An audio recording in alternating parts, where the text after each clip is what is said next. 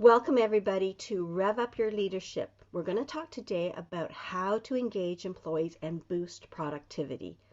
I'm your host for today and your presenter, Hilda Gann. I'm the founder and Chief People Officer. So what we're going to talk today about is really thinking about how COVID-19 has really impacted us.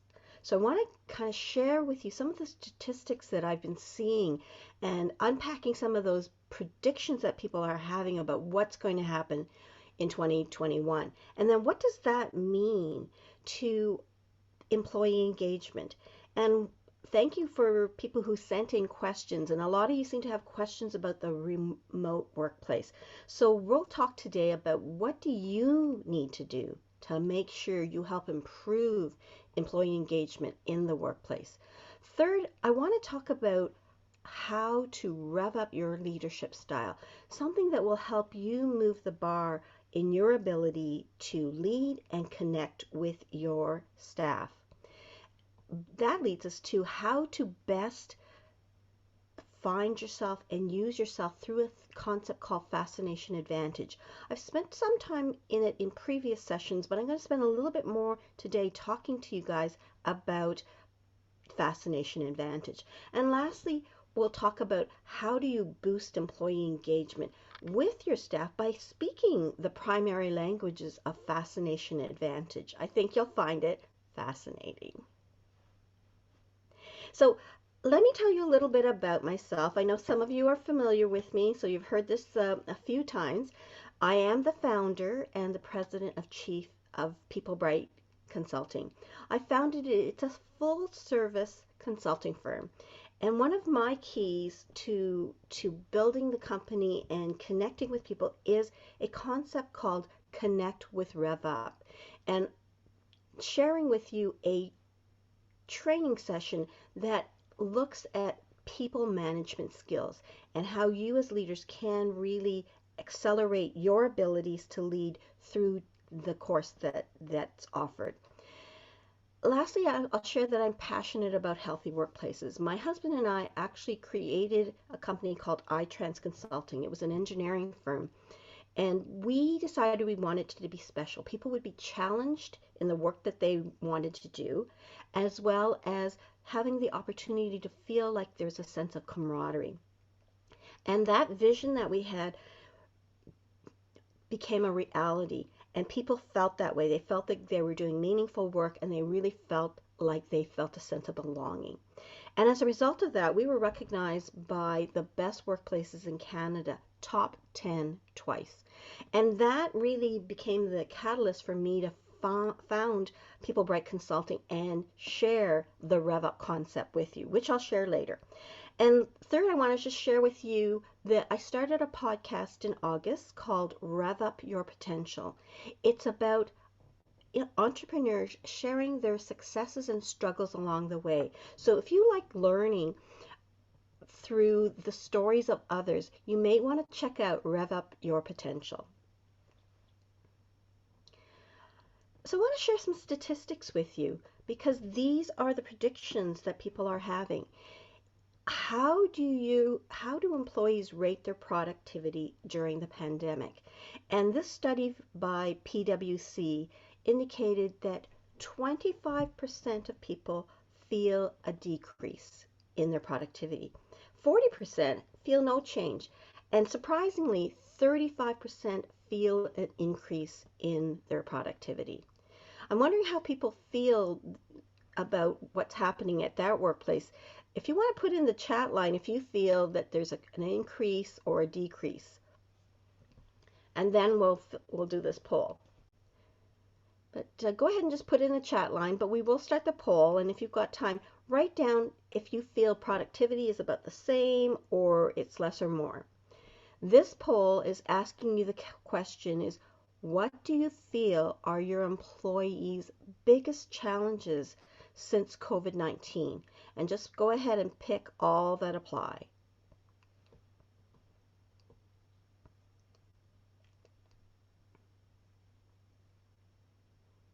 Okay, the votes are coming in. Can you see them today, Jenny? No. Okay, I'm seeing them. About 5 people have voted, and Jenny's just popped in on the screen. Is if you could put in the chat line about productivity, where do you feel people are in your organization? Up, down, no change. So a couple of people still to vote. We'll give it 10 more seconds and then we'll get going. Okay, we can close the poll and show the results now, Jenny. So the number one idea that people feel is challenging is work-life balance. 100% of you who did the survey. The next one is team communication and connectivity. Really, really impacting. And then a tie between productivity and collaborating with team members and fostering innovation. So a three-way tie for that. So thanks for sharing that. I want to show you a survey that was done to see what are people saying about the workplace Um, productivity. some are a bit of all. Some have seen an increase actually, and then some have also experienced not much of a change, just very busy on their end. Okay. That's Okay. good. All right. So here's the results of the study by a PwC, and it was a Canadian workforce survey that they did in July. So we can stop sharing these results, and I just got to exit out. And it's pretty much in line with what you guys are saying. The work-life balance is 47%. It's the highest of all, followed by maintaining productivity. The test to the team communication and connectivity is close behind that, and then collaborating with team is down a little bit. So you all nailed it. The biggest thing is workplace life balance. How are you finding your work life balance? I want to kind of come out and share some comments from people. If you want to unmute people and maybe share how you're feeling, what are those biggest keys concerns right now?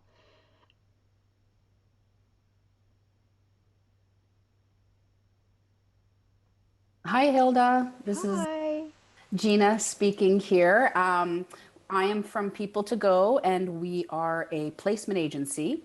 So we deal with IT placements from field service technicians all the way up to analysts. This time of year has been actually, since COVID, has been extremely busy with everyone working from home. Our services have been needed. I also do HR in this company, so dealing with COVID has been top priority on my plate. Um, I also have 3 boys at home, which have not been back at school since March of last year. Um, Personal preference, our schools were very unstable, so we did not want to take that chance. So working from home, balancing, the COVID situation, being on top of that, dealing with folks going on COVID, being empathetic to their concerns and sharing the CRA benefit packages to them, as well as juggling my kids at home, getting them set up for online schooling, making sure that they are taken care of. It's been very challenging. Um, Trying to stay above water and positive has been challenging, but I think I'm balancing it as best I can. No one's crying in a corner somewhere. So that's been my biggest challenge, is just being able to spread my time and empathy towards all the areas and people that need it most. What about others? Thank you for sharing that, Gina. No problem. Anybody else want to come forward and share? Oh, hi there, Hilda. It's Anna Ford here. I Hi, just wanted Anna. to, hi. I just wanted to share that it's so easy for the work time to bleed into your personal time just because we can, right? Mm-hmm. So I'm finding that I'm working, oh, probably 12 to 16-hour days sometimes. I don't have to, but it's just so easy to do so. So it's hard to cut yourself off to say, okay, after 5 or after 6 or whatever that magic time is for you, to just shut down and not look at emails anymore. I found Christmas a kind of a respite from that. I kept looking for emails, but it was all the latest places I could shop and spend money. And so I thought, okay, good. Everybody seems to have collectively said, let's take a break. Let's not email each other. Let's just, just have some downtime. And so I know myself, I was able to get some downtime. And I think it was much needed we've been going at this since March. And as you say, working a long time. I like some of the comments that have been shared, the work-life balance, the fact that there is no transition or very little transition, and juggling. So much juggling that's going on. Okay, let's keep moving on then. Thank you very much for those comments. You're welcome. What couple of other comments is really statistics I want to share is that in the corporate prediction report by Kim and Chris, they said that there's a need to re-energize the workforce. They surveyed about 69 CEOs and asked their opinions, and they came up with some strategies, and one of those was really we need to re-energize the workforce. We are so stressed and so burnt out or close to it that we need to think of how we're going to do that. And that goes close in hand to depression. And the World Health Organization declared that depression is the #1 illness in 2020 globally. And that's a statistics that we share around the world. And it's the first time that it's popped up in #1, and it's because of COVID. So when you think about it, there's all these factors that are affecting your employees. They're also affecting you. And how will you lead in 2021 to really impact and make a difference? We need to start stepping up, yet we don't even know how long this is going to be. What do you need to do to really help employee engagement in a remote workplace? You ask that question, you've come up with strategies. A lot of them can sometimes be more, I'll call them band-aids. Let's have social hour, let's have conversations at the beginning of a meeting. If you want to pop in some of those other things that you're doing, I think we've got a poll coming up, don't we, Jenny? Yes. So this is Mentimeter. For those of you that don't know it, I'm going to get Jenny to guide us through the Mentimeter question here. Yeah, so again, go to menti.com and use the code 4141849, and you will be directed to this slide. And you would just enter 3 submissions, 3 words, anything. There's unfortunately a little bit of a word cap. But once you click submit, you can also refresh the page and submit more if you want to do so. Okay. So this is just getting a gauge. We'll collectively see people's responses as you pop them in. So as a leader, what have you been doing to help engage your staff?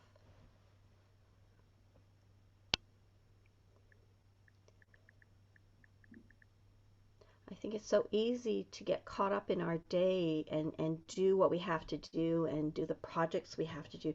Sometimes you need to step back and say, what am I doing? Am I doing enough to keep my staff feeling connected to the team, connected to the company? Okay, so here's the things. Somebody's got daily conversations, online games, encouraging time off, after-hour chats. So are those kind of social chats then, or I presume they are? And do you get a good turnout on that? Christmas Zoom. Was that in place of the Christmas party? The Christmas Zoom? Well, Christmas Zoom, I did it. Oh, you did? Yep, I did that one. I just think our Christmas Zoom last month was really good. Really connected each one of us, and we usually don't really see our executive recruiter, so it was great to see her all lively and happy. And we didn't even talk about work at all. We talked about so many other different things. I thought, oh, this is cool. This was fun. Okay, well, thank you for that. These are suggestions that people have. Morning check-ins. I think these are some of the things that really connect people to feel that they're part of the larger organization. Being part of the larger organization while you're working on projects isn't quite the same as feeling connected. I know we're all overdue to feel connected physically, and I know it does make a difference. I saw a neighbor friend of mine I hadn't seen in ages, and just to see her, knowing she was in the same space, I could feel her energy, even though she was far away, like she was probably 20 feet away. But the warmth of her smile, I just felt so much more connected to her than I would when we're on a virtual call. Okay, let's move on to the next slide then. Thank you. I think one of the biggest challenges right now is really engaging people remotely. Part of it is that we don't know when COVID is going to end. I think the blessing was that the vaccine is bringing hope. We see an end in sight. But is that, 6 more months? Because by the time everybody gets inoculated, is it 6 months? Is it 9 months? And there are hiccups with some of the drugs. I know that one of the vaccines, the Pfizer one, has had allergic reactions. So it's been a concern. We must do what we can right now. And I think you as leaders, I challenge you to think about how you can be a better leader. Those of us who are saying, what can I do to make a difference? I think you have the power to be a better leader. One of the things I shared with you is the reason people leave, the top 3 reasons people leave an organization is, number one, they need a challenge in the work that they do. Number 2, it's the work culture. And number 3, it's bad management. And so you as a manager have the ability to change your management style. Not that you're bad, but could you even be better?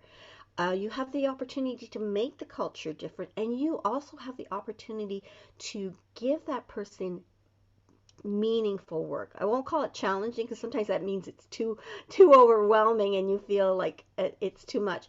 But if you can give people exciting, meaningful work and be a better version of yourself and affect the work culture, imagine what that would do with employee engagement, with employee productivity.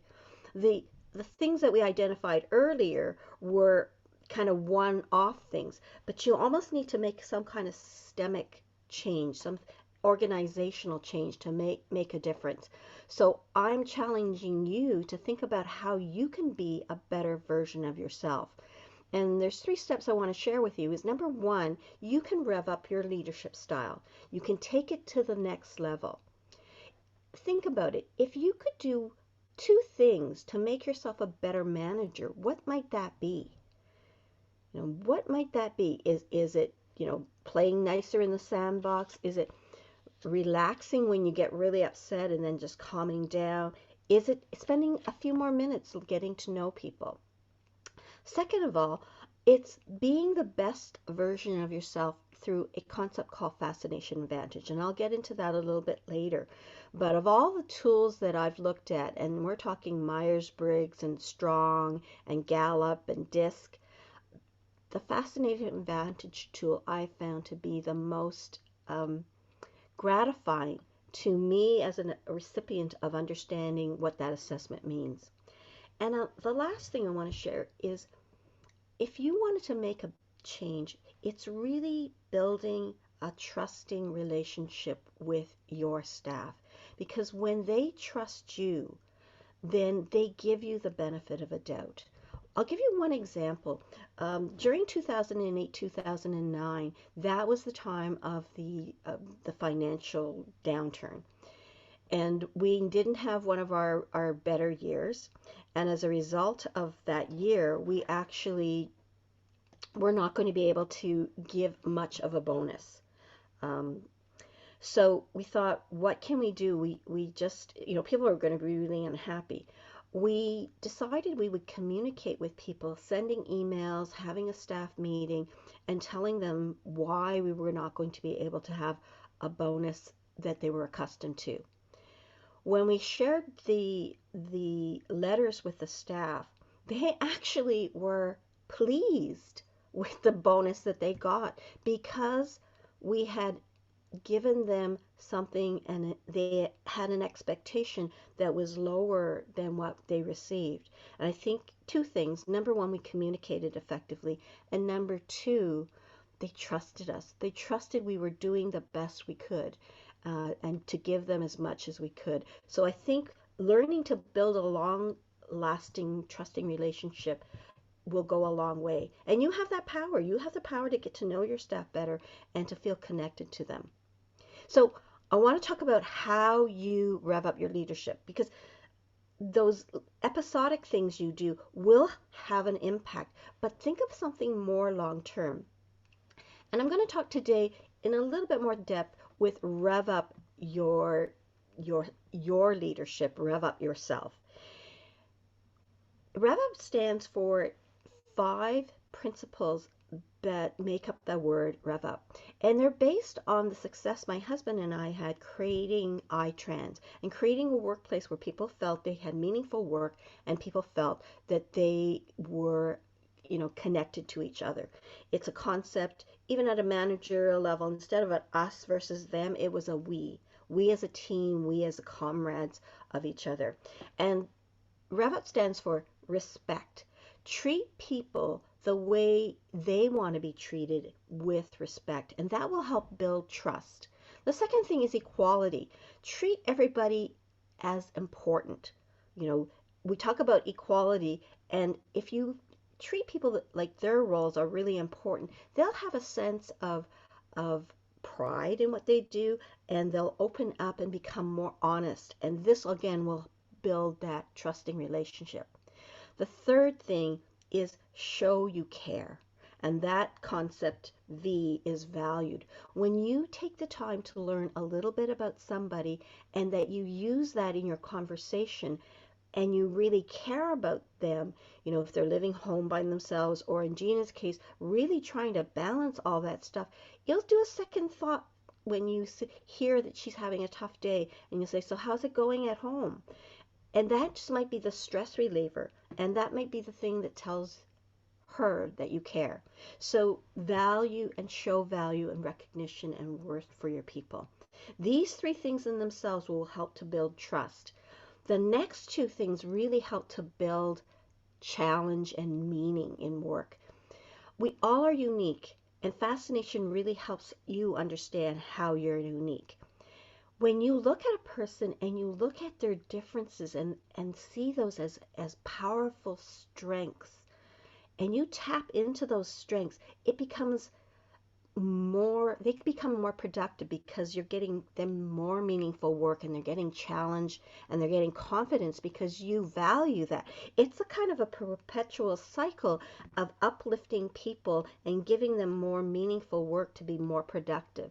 So if you want to do something significant and have an impact, look at being a rev up leader. Look at these principles and using them to make that connectivity. So let's just use a scenario. Thanks, Aviva. We'll see you. Let's use this example. You think David is slacking off, but you've got no way of proving it. That is he slacking due to remote work? Maybe it's a family issue. What do you do? So let's pop up poll number 2, and I'm going to give you 3 options. So you got to pick one. Number 1, phone him and yell at him. Number 2, don't show your suspicions or annoyance and continue as if you're doing nothing, that nothing's happened. And 3, voice your opinion respectfully and objectively. And I guess I'll give you the 4th choice. You choose something different, so you'll state none of the above. So go ahead and pop your response in the poll.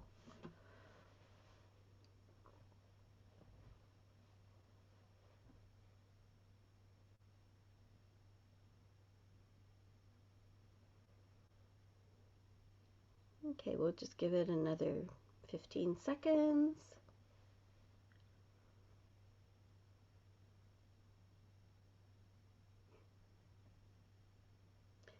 Okay, thank you. Let's close the poll and show the results. So 80% of you would voice your opinion respectfully and objectively, and that definitely is the right approach because you don't know what's going on, and you're not sure, so as a result you will get to the bottom of it and learn and find out. Okay, so we can go on to the next slide. We looked at this slide about challenge and productivity, and these are the biggest challenges. How does RevUp apply with these troubling predictions? So if anybody wants to pop in and say something, that's fine. If you want me to keep talking, that's fine too. Is there anything in the chat box? Somebody want to come forward? How will these, if you adopt these principles, how will that change the way you connect with people?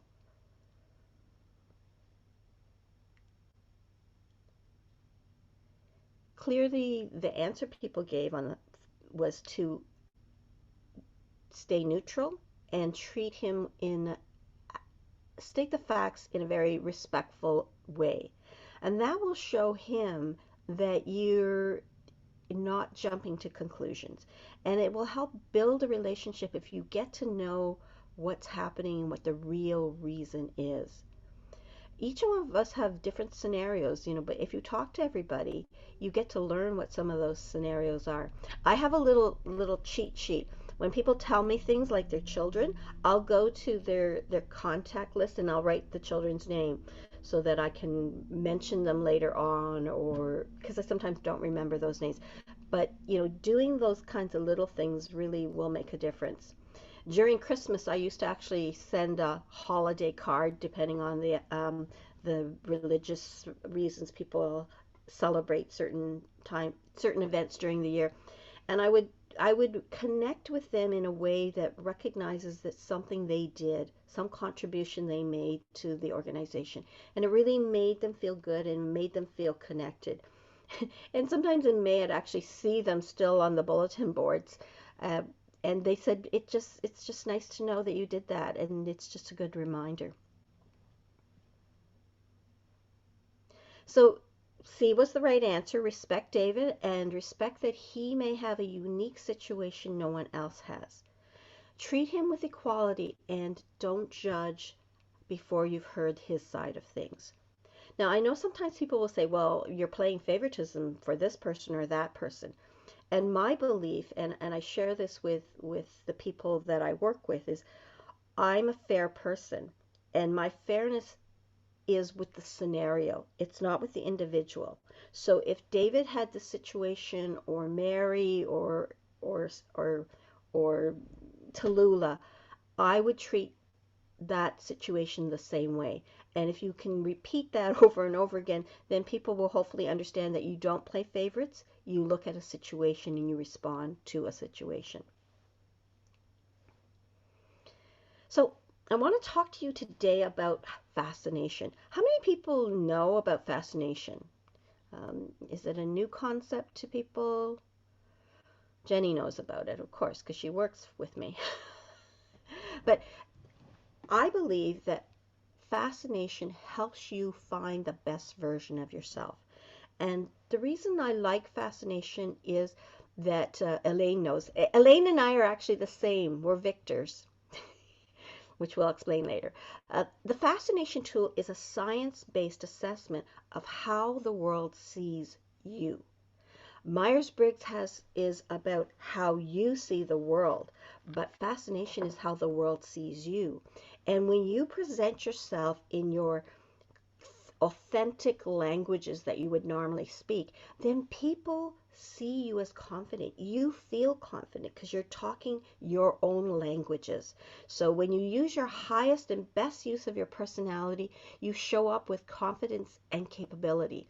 And that helps whether you're a manager or whether you're in sales. When you speak with confidence, people believe you, they buy into you, they trust you. And that's what you need to do. You need to step up to your best version of yourself. So the beauty I like about fascination is it gives you an assessment of who you are. And when it validates who you are, you can become more confident. The way they look at it is there's 7 different languages we speak at different times. But there are 2 that we speak more predominantly, a primary and a secondary. Those 7 languages are, number 1, innovation. So that's the language of creativity. These are the people that think outside of the box, like way outside the box. Passion are the people that deal with relationships. So the people persons. Power is the language of confidence. These are the decision makers. The people who are prestige are the people who speak the language of excellence. They're always looking at quality and trying to do things with a high standard. The trust people are the people that try to create stability. They want things to be safe and to be connected. They're the people that want to really create the strong team. The mystique people are the language of listening.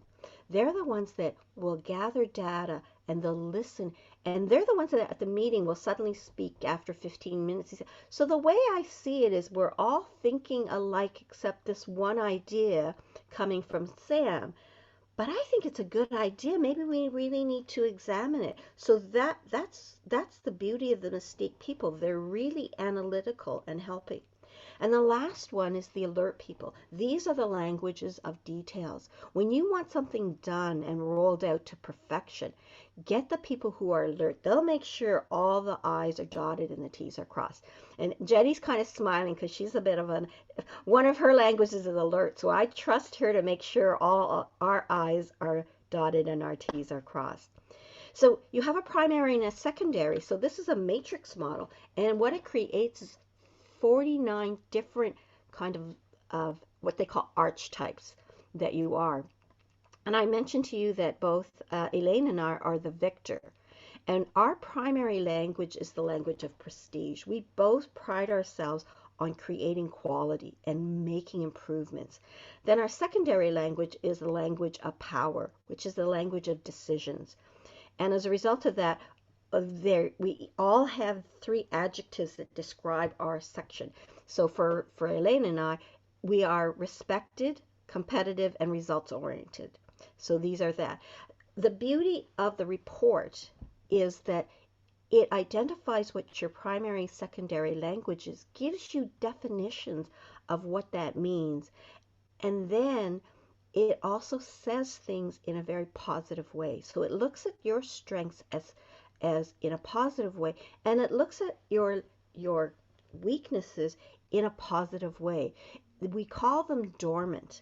Your dormant language is the one that you're not as comfortable with, and if you use that language, it would take so much brain power to use, or so much it would tire you out.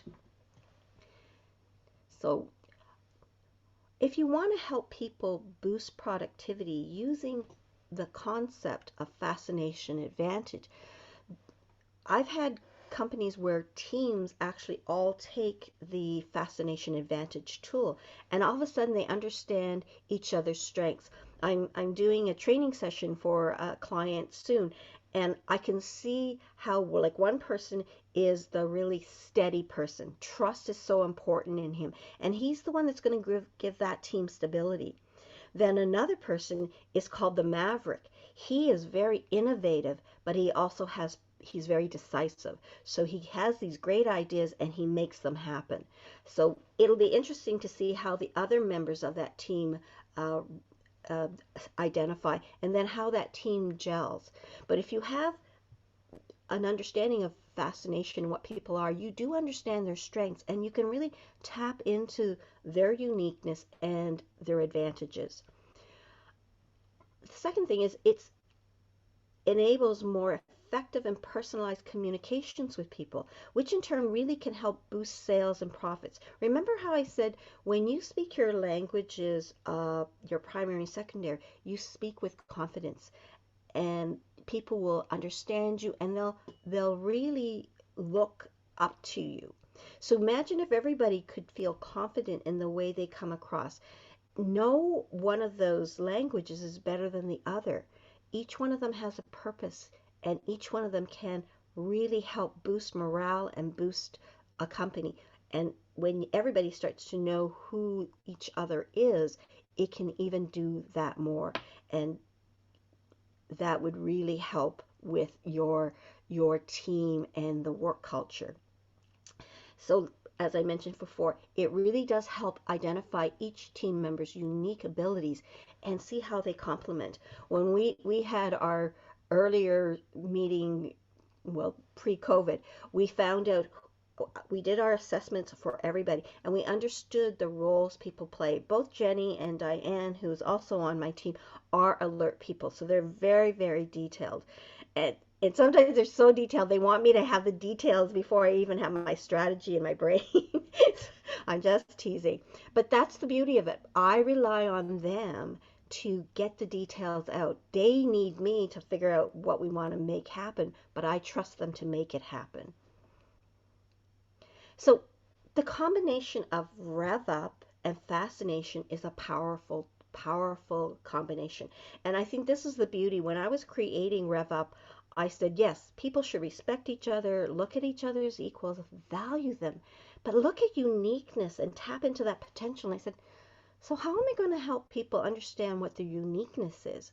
So for me, because I coach and I support people, I really need to understand what that uniqueness is, because I don't know them. You as their manager know who your staff are. So you could say, I know this person is my alert person, this person is the passion person, because they're the ones that is always coordinating, all of our outings together or our events. So for me, when I was creating the Rev Up concept, I used the Fascination Advantage tool to help me identify uniqueness and tap into that potential. So imagine what you could do as a manager if you revved up your leadership, showed up confident because you now know who you are. This would be a gift to yourself in these COVID times when it's so hard, you don't know the certainty. People are looking for leadership. They're looking for you as the leader to help uplift them, to help build them, and in turn, they will feel more engaged, and this will really make for a stronger team and to help us really get through these very, very difficult times. The uncertainty is so hard. So think about it. Are you ready to make a pivotal change in 2021? Are you ready to have a key to opening up and revving up your employees? This is where this combination of Rev Up and Fascination can really make a difference to you as a leader. So think about it. Do you want to rev up your leadership and lead for tomorrow and help you and your company and your staff get through this continuous COVID uncertainty situation? So I want to open it up now for questions and see if anybody has any thoughts about things.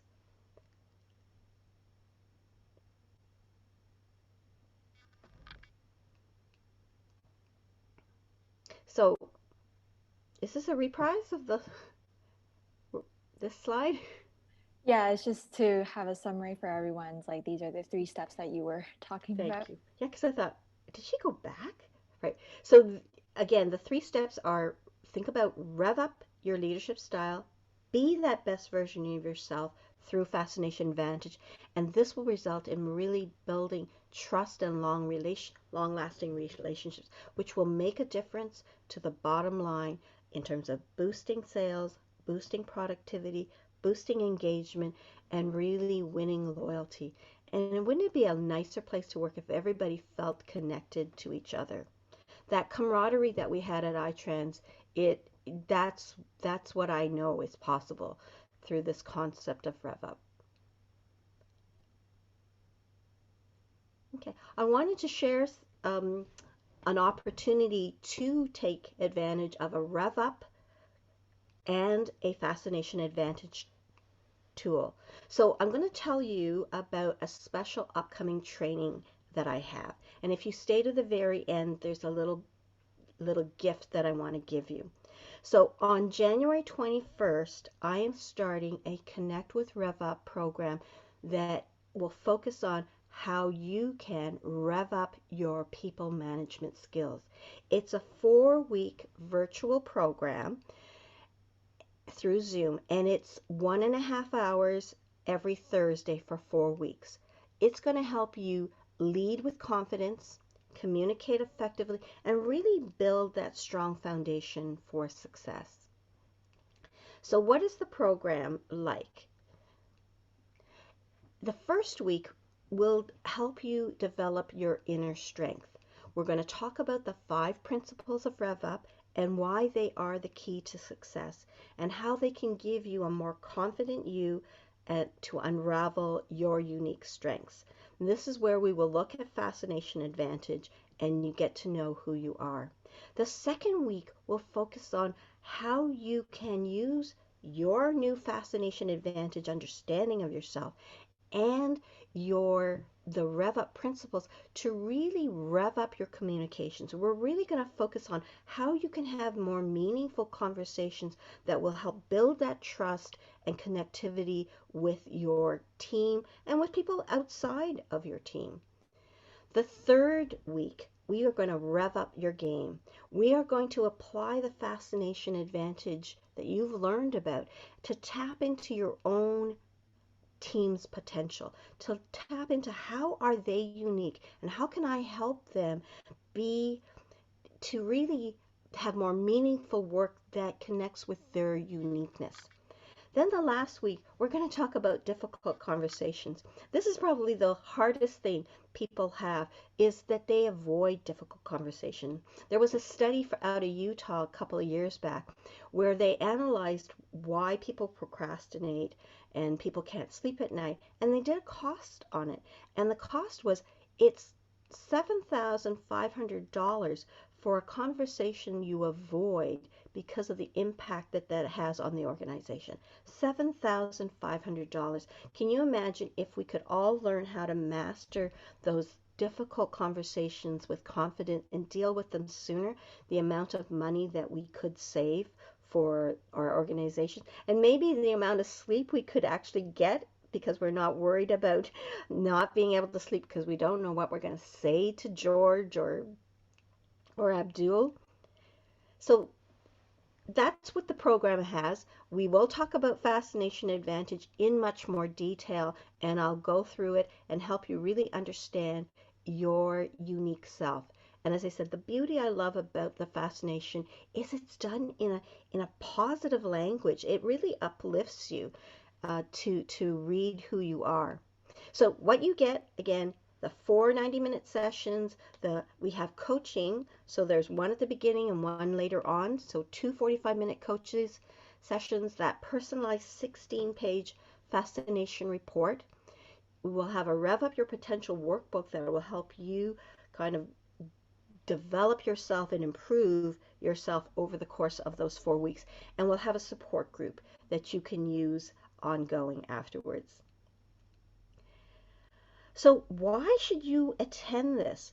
Because you can be a better you. You can be more confident. And in doing so, that's going to help you better motivate, lead, and engage your teams. Think of the less hassles you're going to have when you have those stressful moments with your team. If your team is a we team and you're in it together, those awkward moments are going to be less. And if they're awkward, they're more subdued and they're more respectful. So think of what that can do for your confidence and for the tension that is in your team if you become a better leader. So the third thing it would do is really boost your skills as a leader, a rev up leader.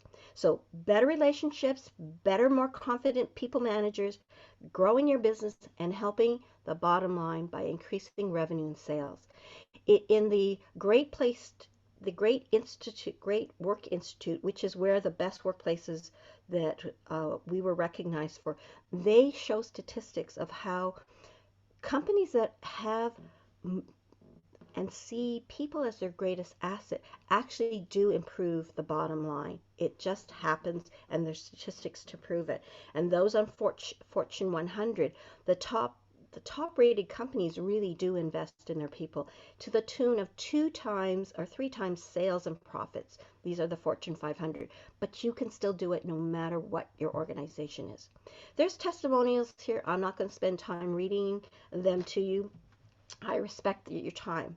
So I'm offering this to you, and what does it cost? So a lot of courses that are given that are similar to what I do is around the same price. The value of this course would be the equivalent of $4,500 if we priced everything separately. The beauty of this is, remember I said, how much are people spending when they are procrastinating and avoiding those difficult conversations? And that US study in 2015 said $7,500.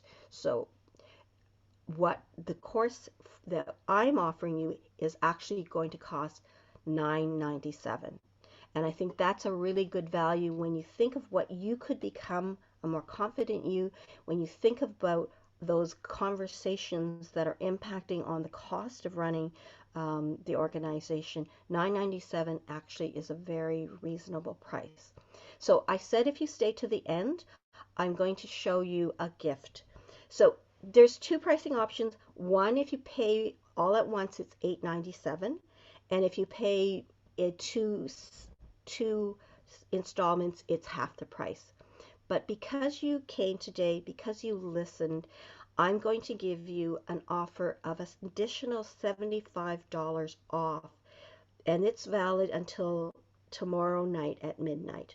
So whatever option you choose, if you act and register by tomorrow night, it'll be a further $75 off.